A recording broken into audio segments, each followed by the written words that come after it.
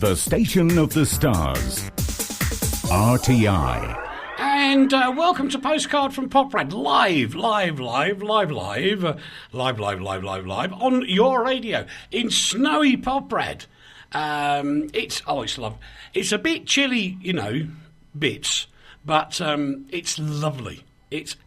The mountains just look fantastic. You've got to come and see them. Your alternative news programme is on the way. We'll say hello to a few of you in a moment. But before we do all of that, hello, Leigh.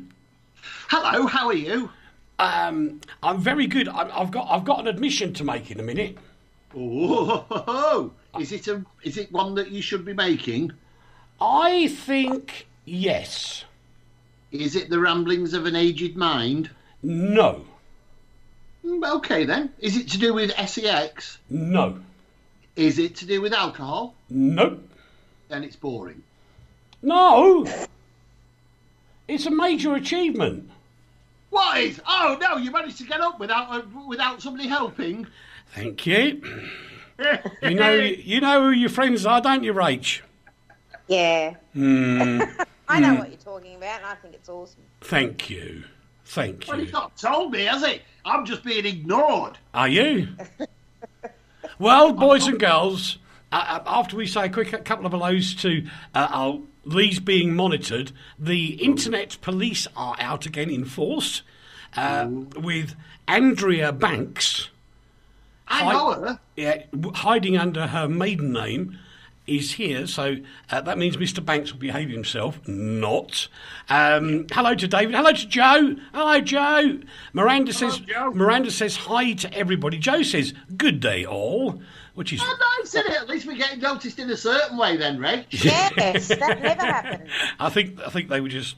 They follow along. Hello to Gary, to Penny, to Dean, to Mark, Dave Bradshaw. Hello, Dave Bradshaw. And I've got to try and squeeze some over from the other side where Teddy keeps getting messages. I'm annoyed about Teddy. Teddy keeps getting more messages than we do. Hello to Vlado. Hello to Nazia. Hello to Marta. Hello, Marta. They're all Slovak names by the look of it. Hello to Kenny. Hello, Kenny. Where are you? Kenny Olsen. I think that's got to be a bloke up in Scandinavia or somewhere, I think. Yeah. Anyway, the hot news. How am I doing, says Dave Bradshaw. This is the announcement. This is Friday, and last Saturday, I had my last cigarette. Yay! It's a miracle. It's a miracle. That's 6 days without a ciggy. Steve Mann says afternoon. Keith Rogers is there as well. Hello, guys. So that's 6 days without a ciggy. Now, I have to say, I have been vaping, as it were. Vaping. But do you know what's really weird? What's that? I've saved myself €9. In ciggies. You're in Australia. You would have saved yourself $100. I know. How much are cigs in Australia now, Rach?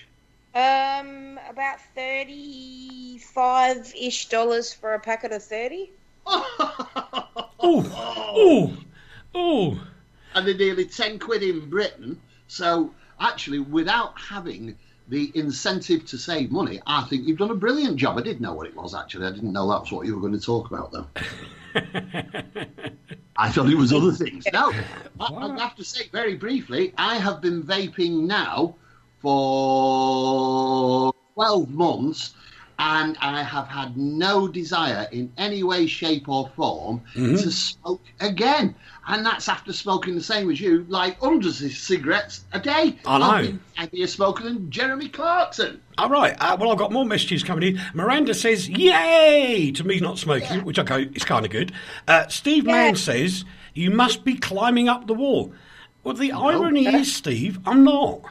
No, you don't, Steve. Honestly. I don't even smoke a tobacco substitute. He does. I don't. I just vape because I think it's so cool. I've got the taste of tobacco, yeah. But I'm not climbing the wall. And this is the really weird bit. I've got more energy than I used to have. Because you're not smoking. This is possibly true. Keith Rogers is after a shameless plug, which is quite allowed on this. No, not a bath plug. Keith, you don't have to worry because shameless plugs are the persona of Leigh Banks. So I'll get yours in first. Keith says, afternoon, Eric, and the team. Hello. See you all at 5 or 1800 CT for what I can only say is the balmy brum on the radio here on RTI. Keith Rogers, it's a great show. It really is a great show. Where he gets all these, good show. It Definitely. really makes you laugh. It's what radio should do. It makes you laugh. It's great. And Steve says £20 for 30 ciggies. That's crazy. It's incredible. I bet it's more than 20 quid now. Probably is actually, mate. When I was out there, I was smoking, and it was just I had to leave the hotel and go and sleep on a park bench so I could smoke. Hi to Michael Watson, to Kevin. Hello, Jill George, who's originally from Shillington. I used to go to school with Jill George, and she still talks to me. That's a miracle. Gaby's there, as is the lovely Jude Kovacs from down in Australia. And Tony Stevens. Will that show be on FB? Steve, what are you writing?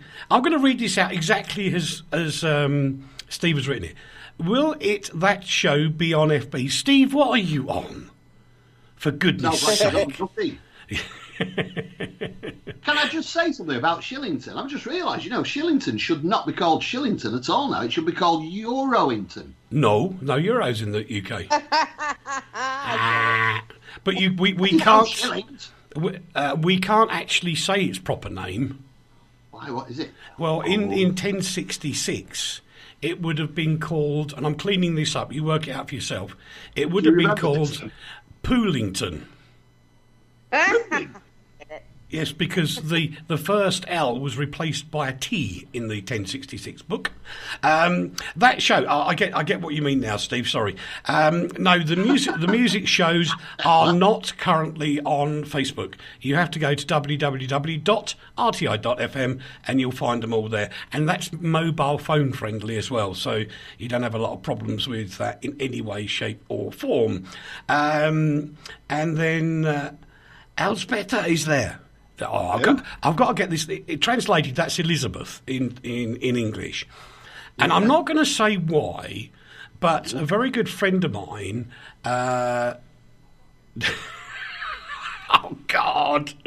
Our Meadows has started. Does your wife know you've got her shirt on?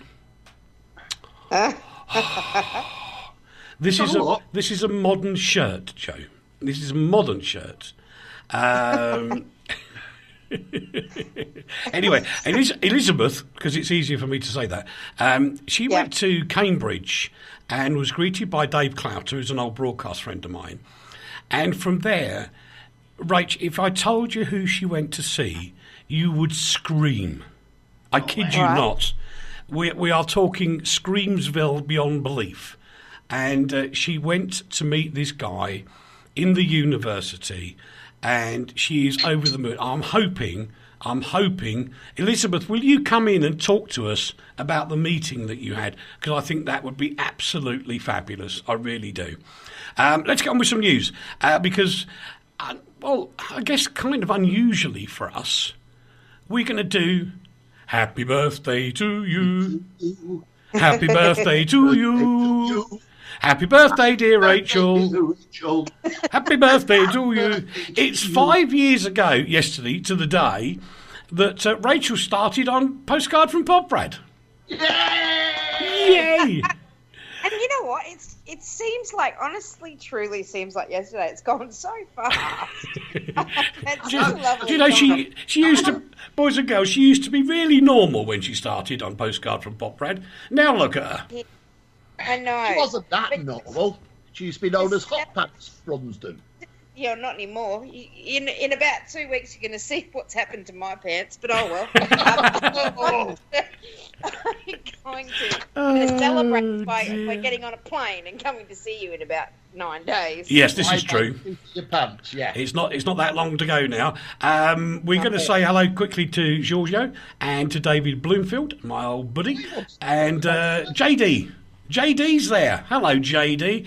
We're going to get on with some news now. We've waffled enough. Amazing story. And just to clarify, because Leigh reminded me of this yesterday, so I'm going to clarify this. Yes, we did a similar story 2 weeks ago about Australia. However, in the 2-week period since then, it has changed dramatically. And I'm going to give Rachel the pleasure of doing the whole story from the beginning. On you go. Yes. 2 weeks ago, we did the story about the same-sex marriage postal survey, which cost $122 million at great expense to the public.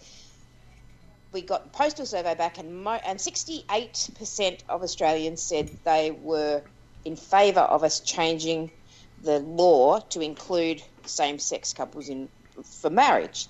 So that went ahead, and we were all very excited, and I thought, they're going to take ages to legislate this. It's going to drag on and drag on. Well, no. Malcolm Turnbull and his mates and Bill Shorten and his mates all got together, and they banged out this thing in the Senate, chucked it down to the House, and it got passed in the House of Reps yesterday, and I was so excited. Did you sing? Did you sing? I shed a tear. I didn't, because I wasn't watching it live, but they sang the song, and I won't sing it now because it'll hurt you. But it'll hurt you. No, Rach, you should. Rach, we need the sound clip, Rach. I won't do it justice. I'll sing it for you when I'm with you in the studio. All right then. Because it'll be much nicer, and then you'll get video as well. But True. The whole of Parliament erupted yesterday. The public gallery it was as full as they've ever seen it. And now same-sex marriage is now legal because it was ratified by the Governor-General today. It's now legal in Australia. We're the 26th country to do it, really behind, especially behind the UK. But, yay, now everybody can get married, and it's great. There were only a handful of people that said no in the Parliament that voted no, and a handful of people, which was really interesting, of hardcore no campaigners such as our ex-Prime Minister Tony Abbott, who'd been no all the way through and abstained.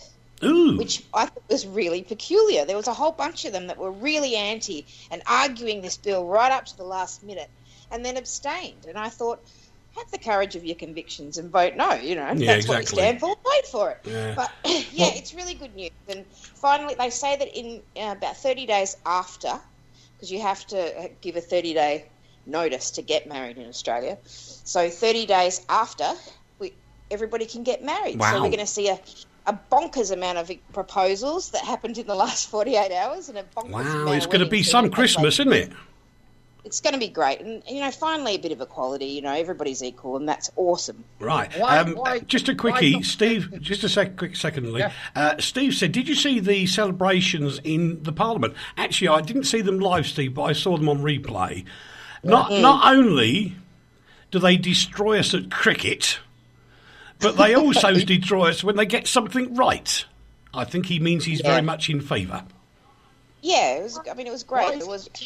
Why has it taken a decade? Why has it taken so long to come to a decision which the rest of, a great big part of the world has taken anyway? Why has it taken Australia so long? I don't know. Because in about 15 years ago, our Prime Minister of the hour decided that he was going to change the Marriage Act and change the word so that it was illegal for same-sex couples to marry. And not that it wasn't ratified before, but he was going to change the wording so it was completely impossible. Mm-hmm. And he did that. And he decided that in the Parliament were the people to decide this. So that happened.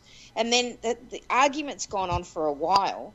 And what the new government decided was we'll have a plebiscite and ask the Australian people because it's not a matter for the Parliament to decide, which is odd because it's the exact same political party that decided it was for the Parliament to decide.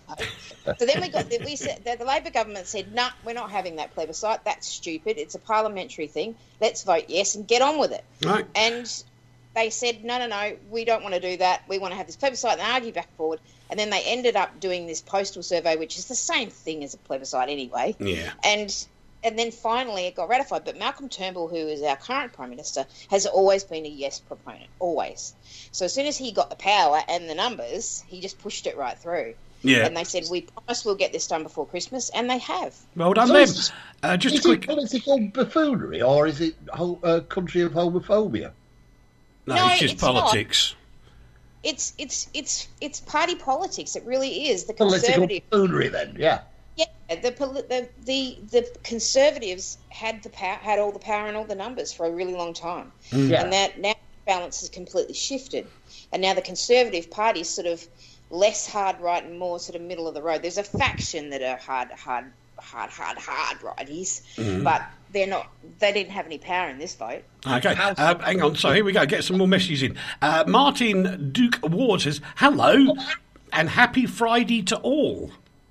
And Hello. yes, I think, have an announcement. I have an announcement to make. well, let me do these first. Dave Bloomfield says, happy Friday all. Watching and listening on my TV via Chromecast today as I've got a day off. Do you really think that's wise putting it on your screen? Particularly if it's white. The only way you get it on. What? Oh, so droll. So droll. Anton... Can I just say? Anton says on a different service, I've got 2 chat rooms going now. It's really, really, really confusing. Anton says it's the news show with a difference at the top of the hour. That's very nice. Thank you, Anton. Dave Burrows is there, as is Mike Quinn, Noreen Rob. Good on Noreen. And Gaby, who got divorced recently, says, I mean, marriage lost its value quite a long time ago. He got divorced recently, boys and girls. He's a little bit bitter and twisted. Right. It's sort of a bit of an outdated concept Yes, when you consider what it originally was meant for. Well, but it's that's just true. nice that people aren't singled out for being who they are. And, No, it's good. It is good. We move on. Francis... Just before we move on, can we just tell the world something about Martin Duke Ward? Yes. Is it safe? It's very safe indeed. Because I've been very good and not mentioned the Consumer Watch Foundation .com since I came there, I just wanted to point out that the Consumer Watch Foundation.com has a new writer amongst its coterie of Consumer Watch Foundation.com writers, and that's Martin Duke Ward, Wow. who's writing a column about his views of the world, and very funny and very witty and very telling it is too. Well, Check it out. he should be. He's a stand-up comedian. Yes, exactly, and it is. Read it, it's funny. He's done Christmas this week. Christmas. What's happened to Christmas? And I agree with him 100%. Well done, Martin, and welcome aboard. There you go. France's most famous rock star, Johnny Hallyday. He was known as the French Elvis Presley. Has died at the age of 74 after battling with lung cancer. He actually told his fans, I think it was back in June time, that he was suffering with lung cancer and was going for operations and all sorts of other things. But sadly, it got the better of him, and he left it. And his inspirations were Chuck Berry and Buddy Holly. And some people are going to find this difficult. He sold more than 100 million albums and headlined 50 major tours. And this is Brilliant. but most people don't know him. Well, I don't know him. Don't you? Really? That's No, so I really shameful. don't. I'm so surprised. I don't know him. He wasn't really the French Elvis at all. That was just a title he got stuck with. He was actually more the French Jim Morrison. He was a true wild man of rock. He did everything that you shouldn't do because he was a rock star. And he did it well, and he was performing right to the end of his life. He was brilliant. Yeah. A lot of people will know this veteran Bollywood actor and producer, thank you, Sashi Kapoor. He died at the age of 79 after a long illness. Now, in India, this guy was total and utter dynasty. He really was. He was part of the family that actually took Bollywood, shook it up, and probably responsible for taking it around the world, I think. Bollywood was very big before him. Well, Bollywood was massive. Bollywood is actually bigger than Hollywood. Yeah, I know, but he made it sort of an international thing rather than an Indian thing. He became an international star. Yeah. Yes, he was really good. I've watched. I love Indian films. I think they're so funny. They go from high drama into singing and dancing in the drop of a hat. What a genius concept! Brilliant. You've got to stop putting our ex-Australian fast bowlers in these movies, though. Because they're just... A, they're fast bowlers, they're not actors. B, they're pretty, but they're not actors. Yeah. And C, they're not Indian, they're not actors. No. So please stop doing that, because poor old Brett Leigh will never live any of it down now. No, that's true. And one thing I can assure you, boys and girls, and this even goes after attempts from the lady called Honey in London who runs the Bollywood dance school. And she's an absolutely wonderful lady. She tried to teach me Indian dancing. And trust me, it didn't work.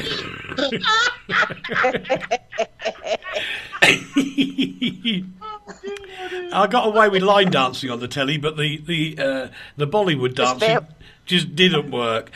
Sheik's co-founder, Nile Rodgers, has revealed that he's undergone surgery to remove a cancerous growth on his kidney.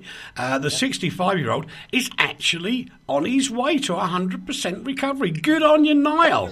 Well done. Really great. Absolutely brilliant. And you must know Nile. You must know Nile. Everybody. Me? Yeah. I know his name. No. I can't think what the band did. Who was Chick? Chic. Chick. Chicken. Ah, left freak. Oh, is that what they did? Left freak. Yeah, Chic. Yeah, I know who he is. Chick. Was my rendition that bad? No, I got it. No, right it away. was great, because I understood what you were singing. So, yeah, I got it. Oh, okay then. Word.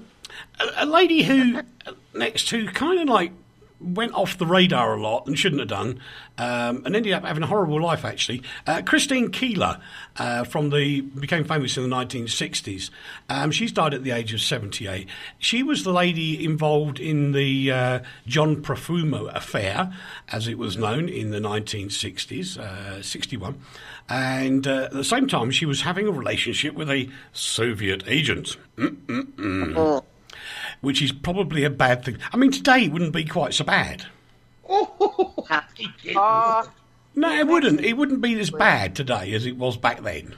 I think the whole moral aspect. I reckon it might have been. Yeah, the whole moral aspect of it would be viewed differently. No. Yes. What she did was, I feel sorry for Christine Keeler. She was 19 years old when she met John Profumo. He was he was middle-aged. She was involved with all sorts of people. Her life was organised by I forgot his first name, Stephen Ward, who went on to do things. And out of the whole of the Profumo affair, which was basically a 19-year-old girl deciding to spend most of her life on her back more than anything else that was going on, she is the one who was pilloried. John Profumo was given an OBE. Stephen Ward had a West End show made about him. Christine Keeler ended up dying in a old flat in the middle of nowhere. She was old, she was tired, and she was sad, and she was abandoned. What a tragedy. Absolutely. A couple of messages in. Martin says, thank you, Leigh. Well, there you go. Steve says, Rachel, you're going to die with this. All right. Yeah, ready. Take a deep breath, dear. Steve Mann says, who's the guy who sounds like Frank Sidebottom? That's me. Yes. Hey, I love you, whoever you are. That's Steve. Steve, that's Leigh Banks. We rescued him from the cellar of a well-known pub, dragged him out as he got his... He was sort of lying there with his mouth open and the barrel just dripping in his mouth. But we dragged him out. It was okay. We saved him. I don't know why we did it. Can't go back to savoury now, Steve. No. Richie B is there. And Sally Fossey says, even Evelyn, the chef, says hello too. Well, hello, Evelyn. Hello. Hello. Rachel's going to throw her toys out the pram now. Talk a little bit, because I don't like a reference that he made to a certain older actor, and I thought that was rude. I thought that was hysterical. Well said. Hang on a minute. Sally, where is... Hang on. Evelyn is the chef. who says hello to. So obviously you've got the radio on in the kitchen. But where are you working to have you doing something and Evelyn doing something like cooking right now? So tell me where you're working. We'll give you a plug.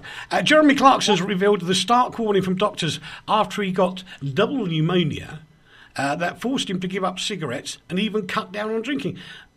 I don't understand why this is a headline. Why not? I don't either. He should have kept smoking, and we would have been able to read about him in Real Gone Kids, and that would have made my day. No.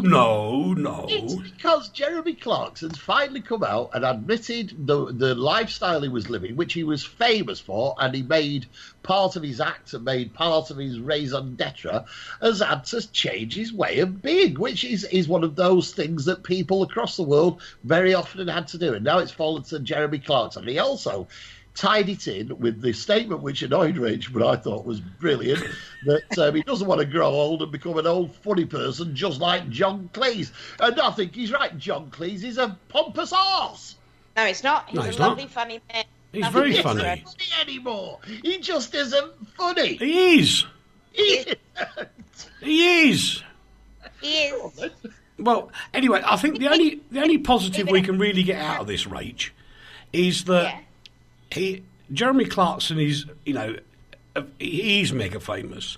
People will take notice of what he says, and if the message is give up cigarettes and even cut down on drinking, and people believe that, then I think the story's okay.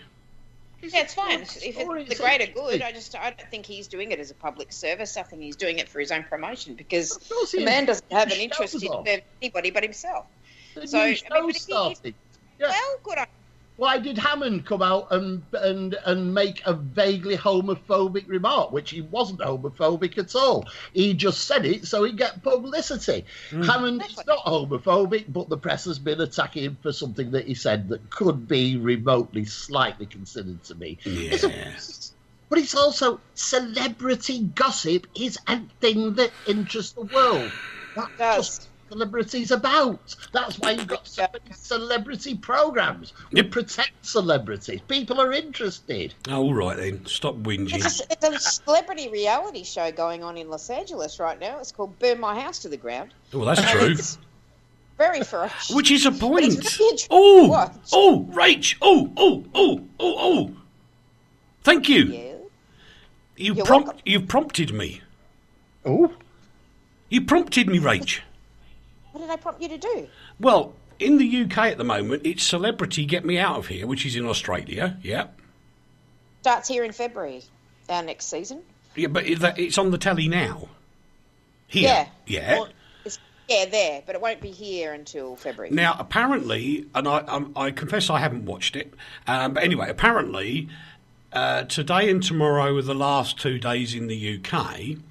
Now, not that I'm in any way, shape or form biased, of course, and I wouldn't be biased to a former broadcasting colleague of mine called Ian Leigh, as Ian Leigh used to work on LBC when I was there, and Ian Leigh used to be there. He was on BBC Three Counties, and Ian Leigh used to have a coffee with me after he did his programme, and Ian Lee's actually quite a nice guy, and it would be different if a radio person like Ian Leigh got the votes. He won't get them. Yeah. Why? I'm thinking Ian Leigh might be the guy we vote for. Yeah. I can vote when I get there if I get the right SIM card. Well, no, darling, it finishes tomorrow. Oh, Yeah. I can't. Sorry, Ian Leigh has shown himself to be a really strong, very, very insidious game player who actually doesn't seem to have a great deal of heart behind what he's doing. And I don't think he'll win at all. I would be shocked if he would win. Yeah, Toff should win. She's wonderful. She doesn't look very good without makeup on, though. Of course she does. You sexist person, you. She looks lovely. She's gorgeous. She looks better fresh with... and clean on her face rather than gooped up to the eye. Well, I suppose so, yeah. Anyway, let's move on. The EU has declared there is white smoke around now, which is a reference to the papal white smoke, after a Brexit deal has been achieved, and they sort of threatened us. You've got 72 hours to get an acceptable offer to us, and I love it. We've got it. No, I love it because the EU says they've won, the Irish say they've won, and Mrs. May says she's won. Yeah. But in a way, they have, haven't they? Have They've they? all won. That isn't that the art of good negotiations that everybody walks away feeling that they've won. I think it's something to be applauded, not to take the mickey out of it. They've all won. Will be no hard border with Ireland, and EU citizens in the UK and the UK citizens in the EU will all have the rights protected. The divorce bill will be less than 14 billion. Everything just seems to have gone right, and I think Theresa May should be applauded for what she's done. I'm not a Tory. I don't defend Theresa May normally, but at least she's pulled this off after all the rubbish that's been said about her. Well, that's true. And that nefarious plan to bust down Downing Street and assassinate her, that was Yes. Oh, Rach, you're gonna love this one, Rach. Message from Steve. Oh, great. Clarkson will be in a rocking chair soon. Oh, let's hope so. And then Joe Medders has written underneath, so will Eric. Oh, that's rude. To which Steve Mann writes, I thought he already was. Oh, Fisticuffs. so rude. 50 cups. Give him some support. Come on. Yes. At least you've got your teddy bear, haven't you? Yes. Oh, people, don't be rude to him. You'll see him. He'll cuddle his teddy bear in a minute. Teddy's sitting at the back watching. Now, listen, if you're naughty on Facebook, Teddy's making notes. Tell you. I'm going to be in the studio in a couple of weeks, and every time somebody writes something mean, they're going to get the Rachel stink eye through that monitor. Right. Look at it. Anyway, we've got to take a commercial break. Back in a couple of seconds, boys and girls. As Steve Mann says, well, nobody won. From the heart of Europe to the world, this is RTI. This is an appeal that I simply wish I didn't have to make. In this day and age, how is it possible that 1,400 children will die today from dirty water? That children like Elodie have to drink dirty water from rivers and swamps, risking their lives. Right now, you can help save a child's life. Text the word water to 70080 to give WaterAid £3. WaterAid has the expertise to install pipes, pumps and taps that will bring clean water to children at risk. They just need your support. In the next minute, dirty water will kill another child like Elodie. So please, don't wait to save a child's life. Text WATER to 70080 now to give WaterAid £3. Thank you. If your dream holiday is 2 hours from the UK, perfect for children and teenagers, young couples and the older visitor, ideal for the physically active and for those who just want to unwind, Aqua City is the destination for you. Described by the Travel Channel as the place that will soon be on everybody's lips, be ahead of the crowd and the envy of your friends, but still enjoy a home from home. Come to Aqua City Poprad, the world's leading green resort. From the heart of Europe to the world, RTI.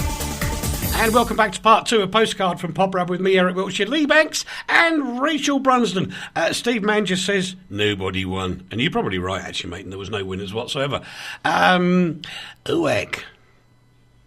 Oh, no. Oh. Oh, dear. Uek. I'm going to need a volunteer.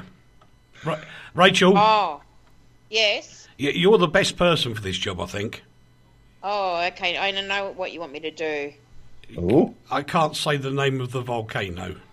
I know. I'll try. Go on, then. The Orefajokul. Orefajokul. Orefajokul. Orefajokul. Well, apparently, this volcano that I can't pronounce last erupted in 1728, but it's showing signs of activity now. Now, I put this story out here for a good reason. There's a logical reason. In that, the last time one of Iceland's volcanoes went erupting all over the place, which was back in 2010, it virtually shut down flights across Europe and the Atlantic. Yeah. So can please can the volcano gods leave this until February? Yes. So that Rachel can get here. Yeah. Yeah. You see my logic now, don't you? Yeah. Lovely And logic. we've got other flights. We've got other places to fly to. Yes.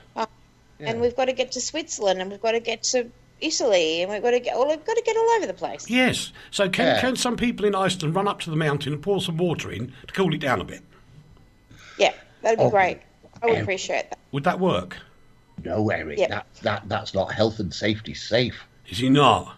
No, you'd be in trouble. If somebody went up there with a cup of water and chucked it in, they could get themselves seriously injured, and you would be responsible.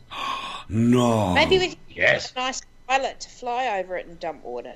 Yeah, and mitchellate on it. A what? Yeah. Yes, mitchellate. What's that mean? I'm not telling you on there. Are you telling me there's a big bloke called Mitchell who can eat things? Yeah, mitchellate the volcano. And everybody's picking it up. Mitchell ate the volcano. This is quite sad news, actually. The industrial giant General Electric has announced plans to cut 1,100 jobs from its UK power business, along with cuts of 12,000 around the world. And, do you know, General Electric has never been the same since Fred stopped working. He was the boss. And he was a wonderful guy who... He started off as the poster boy in General Electric and made it right the way up to the CEO. Very rarely did he ever wear a tie. He went and talked to the people on the ground all the time, and he was just one of the team. And ever since he's left, it just seems to have gone down massively. The volumes of sales have just dropped. And and I tell you what, I bet most people have no idea of the genius that was Fred. Well, I don't. General Electric's just up the road from me. I actually pass its factory every time I go into that godforsaken place called Stafford. No, don't. Oh, no, do you know Stafford as well? Yes. Whoa. Yes. Anyway, do you know what he did that was the genius? He invented electricity. No. That happened a bit beforehand. No, he invented something that was then, I think, quite abused. But in terms of General Electric, they weren't doing terribly well because they made light bulbs and stuff like that. Yeah. And then they went into the manufacture of fridges and kettles and stuff. And electric fires. And they were very, very expensive because they were high quality. Cool. They really are good quality. And the average person couldn't afford them. So what he came up with was General Electric Finance. And so you could buy these on, so much a week. And all of a sudden, his sales went right through the roof. So he basically got everybody in debt to keep warm. No, he sold them quality products that they couldn't afford at interest-free loans. Interest-free? Were they interest-free, really? Originally, yeah. Very interesting. I didn't know that. And it's funny. They are literally 5 miles up the road from me. Yeah. And when you think about what they did after that with, going into... not the manufacturing of, but the funding of, satellite broadcast satellites. They did so much leasing, cars and especially commercial traffic leasing. He owned CBS in America for a long time. Absolutely. So they went from just light bulb maker to this huge conglomerate over the course of his tenure, CEO, and now it seems to be going the other way. But you never know, luck. I don't understand this next story, so maybe Leigh or Rachel can explain it to me because I don't get it. Yeah. The singer Katy Perry has won a multi-million-dollar payout after a jury ruled a developer acted with malice in blocking the sale of a convent to her. Yeah. Now, there seems to be a bun fight going on between the Archbishop in Los Angeles and some nuns. And it seems the nuns have got to pay something to somebody who in turn have got to pay it to Katy Perry. It's a very convoluted story, and if Rachel can explain it, it'd be fantastic because I don't understand it. It sounds to me, basically, somebody wanted to buy something, then somebody decided they didn't want to sell it. Why that has to be worth millions of pounds to the person who wanted to buy it, I do not understand. And because it's to do with nuns, and it's to do with the church, it's to do with archdioceses and everything. It should be very interesting, but whoever presented this story presented it in such a boring way, nobody's any idea what it's about. No, I'm baffled too. Apparently she offered a cash offer of $14.5 million for the property, and replacement for the house of Prayer of Peace. So it's all very confusing, but basically I guess the court is saying, okay, she wants to buy it, somebody's a developer who's clearly going to do something to it, because what do developers do? They develop. So they knock it down. Yeah, and it's been blocked now because Katy Perry has made an offer to buy it, and they can't override that until she pulls out of the sale. Yeah. Well, if there's a contract there, if there's a contract to buy and a contract to sell, then there's a point to the story. But the way the story's presented, I think our conglomerate reaction to it says, whoever wrote that, go away, rewrite it, make it interesting and understand. Anyway, put it in order, in cohesive sentences. Yes. Yeah, that'd be a good idea. But I just, suing a bunch of nuns doesn't ring right for me. Yeah, we're having none of it. We're having none of it. We're at that point of the year, boys and girls, where these will come out en masse. And I suppose we've got to do them as well. Boring. God's sake. What? Oh, no. Yes. It's the top 10 albums in the UK, a la iTunes. I'm going to vomit. Right. How many times is Ed Sheeran going to be in it? He's just the first two I agree with. Now, I like Pictured. Ed Sheeran? Yeah. Rag and Bone Man is great. Really, yes. really Rag great. and Bone Man's good. Yes. Yep. Ed Sheeran I love, and I won't hear a bad word about him. He's a knob. He's not. He is. He's a red-headed knob. No. That's okay. He's a very good singer-songwriter. He's a very small man. He tells lovely stories in his songs. That song that was number 3 on the next list down, Castle on the Hill, that's a great story. It's all about his childhood. Well, I have to say, Leigh, you're being outvoted. We're getting lots of thumbs up for Ed Sheeran on Facebook. He should have his thumbs up, yeah, exactly. And I agree with you, Rach. Rag and Bone, I like that. Rag and Bone Man, really good. Yeah. Play him on my shows. And I've loved Little Mix since before they were famous. Oh dear, oh dear. Before. But, I don't know. I'm not a major fan of them, but they clearly have something going on. But then we get the biggest thing. 4 entries in the top 10 from one label. Oh, and the albums are Now That's What I Call Music, 95, 96, 97, and Now That's What I Call Christmas. And do you know what? They are great value for money. He keeps sending them me, Rach. He gets them in the office and he sends them to me. Well, Leigh, you can give them to me and I'll take them back to Australia. I'll give them to you because I don't call them music. They are. You're just an old git. I am not an old git. Anything you don't want, I'll happily remove. I respect music. Oh, why isn't Kurt Vile and whatever her name is on this list? Why aren't all these fabulous? Why is not LinkedIn on this list? Why are not all these fabulous bands that are around? Why is we going to face Ed Blinking Sheeran? Because the people voted. The people shouldn't be allowed. The people should have the vote taken off them. Why?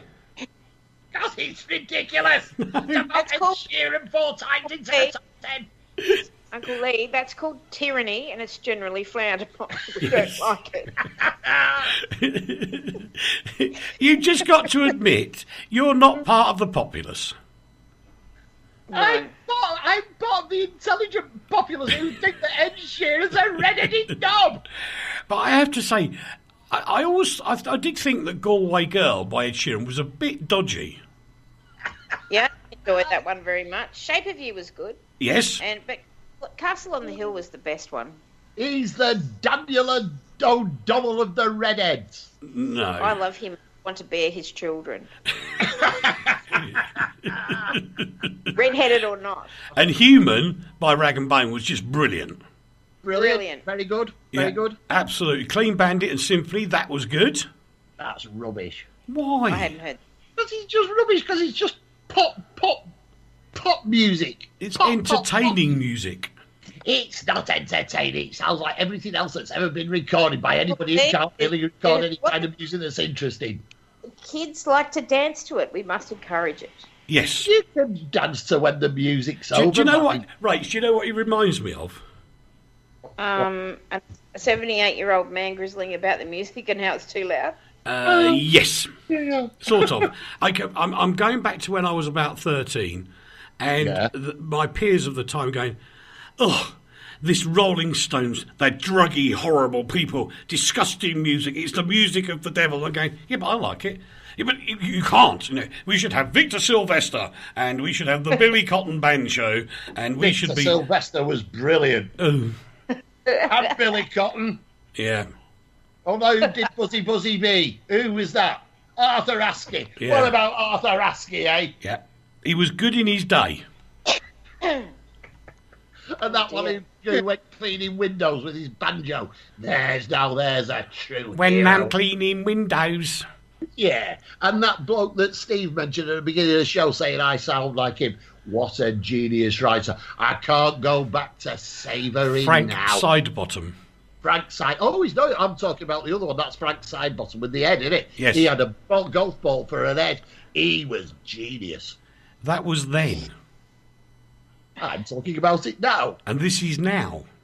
And I'm talking about it. Still making waves. People didn't have the chance to hear the Sidebottom. variety of music that they now hear, because the best way you could hear music back then, unless you listened to an offshore radio station, was to go to a record shop and listen with a one-headed earpiece thingy.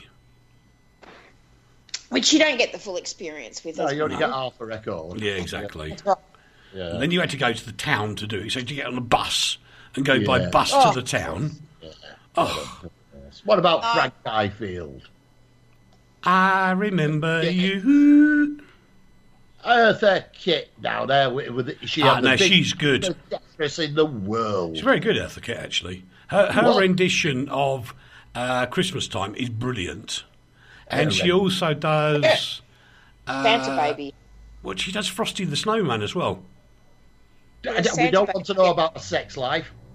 Santa Baby she does, which was great. Santa Baby is just awesome. Baby. Christmas songs should be banned as well. Ban all Christmas songs. Oh, everybody stand up and we can ban Christmas songs. I think you're Only Kylie Minogue Christmas albums should be Yeah, banned. ban her as well. No, I think you're in a minority, Leigh. Number 8 in the charts. Da, da, da, da, da, da, da, da, dun, dun, dun, dun, dun, dun. Various artists. Now that's what I call music in at number 8. Sorry, Fluff, if you're watching from upstairs. What's on it? What's actually on that album? What, the Christmas one? Yeah. It's mainly all the Christmas anthems. It's got David Bowie, Bing Crosby. It's got the Pogues, Slade, Exactly. Greg And Lake. that's exactly my point.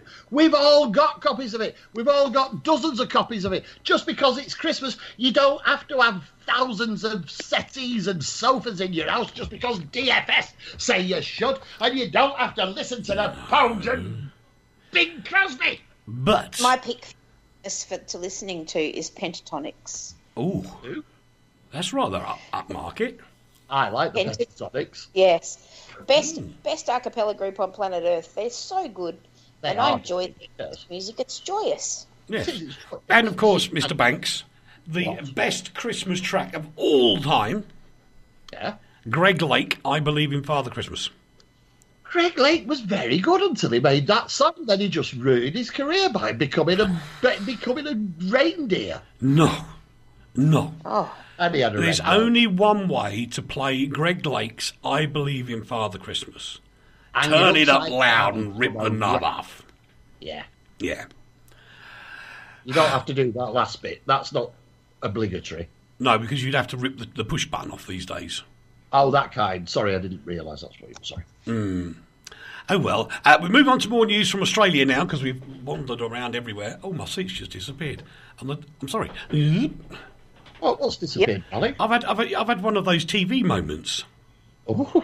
where I caught the edge of the studio chair, which touched the up and down button, and I went zzz, down. I disappeared.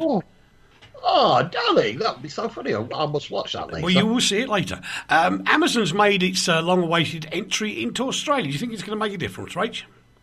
Yeah, it's going to make a huge difference. Everything Really? we get online doesn't come. A lot of it doesn't come from local manufacturers, so we have to wait for it to come from far off lands like China mostly. But we did have access to Amazon. We did have access to Amazon in the States, but that took a very long time for anything to get here.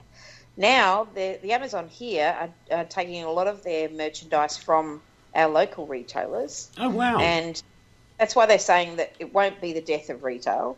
It will promote retail. But there will be the people who don't like having their stuff, ordered online and then it turns up. They like to look at it and touch it and try it on before they walk out of the shop with it. But yes, they've just gone bunter in the last week, and they're offering a 1 to 3 day delivery, which is really, really great. And if I order it, the massive warehouse is only about 20 kilometres up the road from me, so it'll be here real quick. Oh, right. How logistically can they deliver to a place as vast as Australia, though, and make promises of how long? It can take you 3 days just to walk to your corner shop. Yeah, that's true. Okay, I'm going to squeeze a couple of more messages in before we get into the last couple of stories. Joe says it doesn't matter about job cuts. There are thousands in jeopardy, so just move to jeopardy. Oh, ha, very droll. Oh, very good. Steve reckons that we should record a song together and release it. Uh-oh. I don't think that's a good idea. Oh, I think we should. Yes, I think that's a very good idea. If the song is arguing about what music is good and not, we could do that for we could release an album, do one each. Yeah. And then do a duet and a trio, and then do all sorts of things. I'll do sort of heavy rock in a sort of masculine and vaguely. Excuse me, I'm just blowing kisses to Susan. Well, carry on then. I'm just talking. I won't disrupt for Ed. Steve wants everybody to listen to Motorhead. Oh, yeah, Motorhead's great. And he's questioning whether the Spice Girls actually made music. I would agree with you, Steve. No, they didn't. No, they didn't. Actually, Spice Girls were pretty good, really. They were different. They were different at a time that was different in the 90s when the young people wanted something different. And they got it. And they were very edgy, and yeah, they were good. They were energetic, they were exciting, they were sexy. They were what music should be about. Daniel O'Donnell and the red-headed knob. Can you stop, Mitch? Can you stop swearing? Wait, what? Redhead? No. What? The other words you said. The bloke that you need to stand in the middle of the road and run him over. Oh, Daniel O'Donnell. No, you've done it again.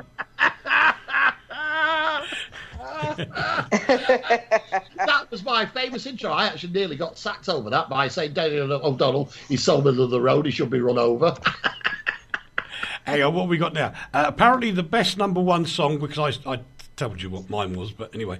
Joe says it's Mud, Lonely This Christmas. Oh gosh, I remember. Oh, dear. Oh, no. Be lonely this Christmas. Yeah, right. Susan goes, ha, ha, ha, ha. I quite agree. Mud are the best ever, Joe reckons. Yeah. And I'm going to get this wrong. Feliz Navidad? Feliz Navidad. Is that Feliz, is it? Feliz Navidad. Yep. Is a great Christmas song. How's that go, then? I don't know. Feliz Navidad. Was that a bit more rage? We're struggling a bit there. I was pausing with the timing. Oh, I see. Sorry, darling. Sorry. Carry on. Feliz Navidad. Da, da, da, da. Then there's a whole bunch of words. Well, I'll tell you what, Rach. Sorry, Susan. No, Susan. Tell you what, Susan. We'll find it and we'll play it on Christmas Day. There you go. Yeah. That's a fact. No, that's rubbish. All right, then we've got to play... down in... No, we can't play that. All right, carry on.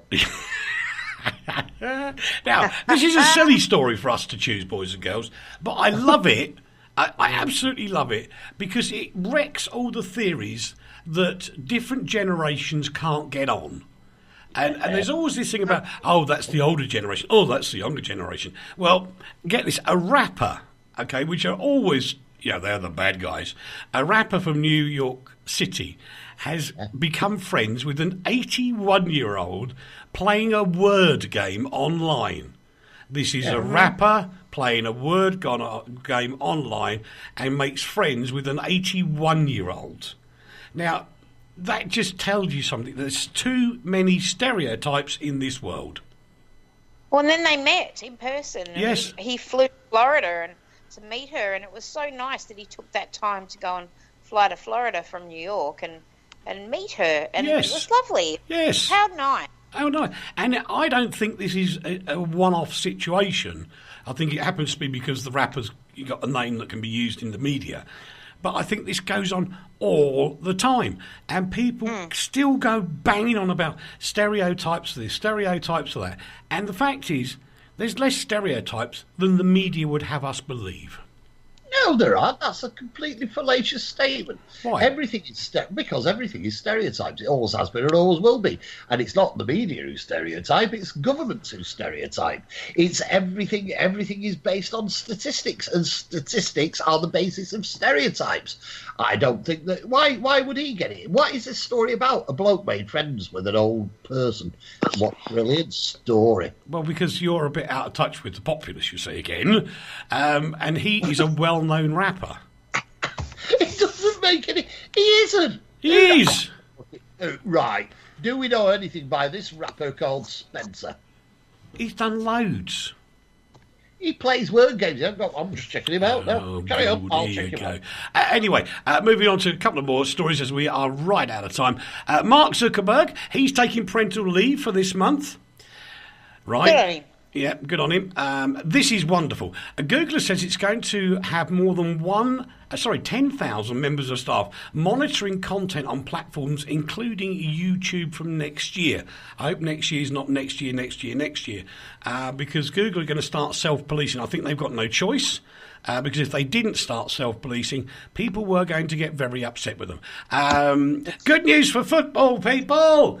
Wembley is hosting the Euro 2020 games, which is going to be fantastic. So to anybody who says we can't be part of Europe.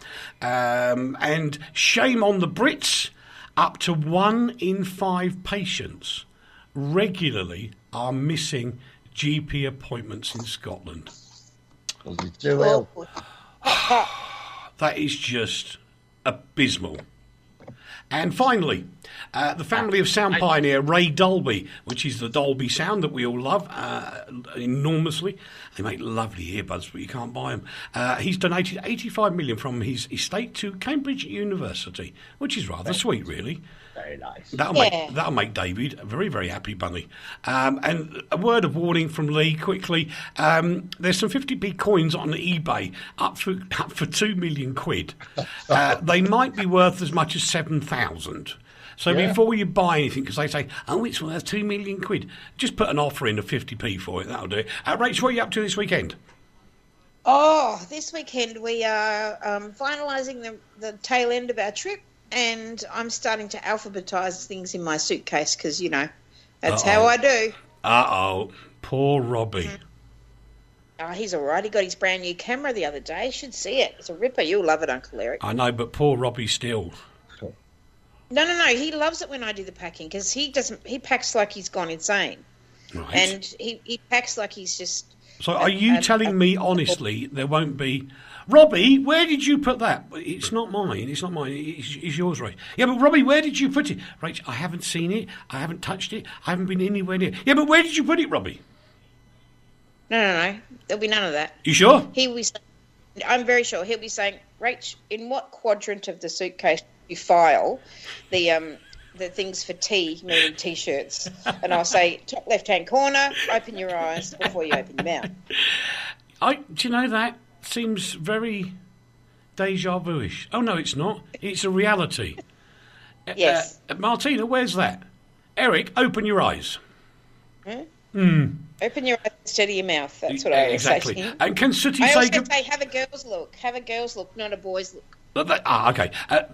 Could Sooty say goodbye, because that's all we've got time for? Slaylon Jennings, or whatever he's called, that rapper, is not very well known at all. I've just checked it out. Bye-bye, everybody. Bye-bye. He's such a wibbity. He really is. Steve's up next. Thank you to Rach and Leigh. Thank you to everybody on Facebook. We'll just wave goodbye to you all. It's the young Steve up next. Blimey. He goes around so quickly. Steve Bishop, followed by Titus Jennings, followed by Keith Rogers, who was here earlier, and then we've got Jim, we've got the Carnaby Cat, we've got so much here on RTI, what can I tell you? It is just phenomenal. We'll see you all again soon. Take care. Bye-bye. The Station of the Stars. RTI.